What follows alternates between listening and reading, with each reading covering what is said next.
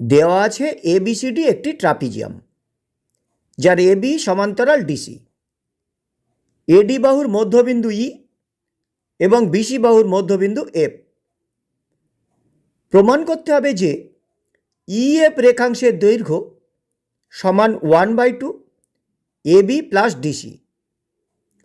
অঙ্কন: ডি বিন্দুর সঙ্গে এফ বিন্দু যোগ করে বাড়িয়ে দিলাম, যা বর্ধিত এবিকে জি বিন্দুতে ছেদ করে। এখন সিডিএফ ত্রিভুজ এবং বিএফজি ত্রিভুজের ক্ষেত্রে ডিজি এবং সিবি রেখাংশ দুটি পরস্পর এফ বিন্দুতে ছেদ করেছে। সে কারণে angle CFD equal to angle BFG বিপ্রতীপ কোণ। বিসি রেখাংশের মধ্যবিন্দু এফ, সে কারণে সিএফ ইকুয়াল টু বিএফ।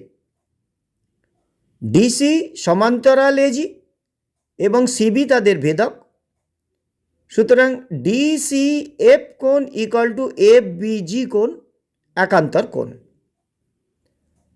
অতএব সর্বসমতার অ্যাঙ্গেল সাইড অ্যাঙ্গেল শর্তানুসারে ডিসিএফ ত্রিভুজ সমান সর্বসম বিএফজি ত্রিভুজ। অতএব ডিসি ইকুয়াল টু বিজি এবং ডিএফ ইকুয়াল টু এফজি সর্বসম ত্রিভুজের অনুরূপ বাহু। এখন ত্রিভুজ এডিজি এর ক্ষেত্রে এডি রেখার মধ্যবিন্দু ই এবং ডিজি রেখার মধ্যবিন্দু এফ। অতএব EF equal to 1/2 AG equal to 1/2 এজির পরিবর্তে আমরা লিখব এবি প্লাস বিজি।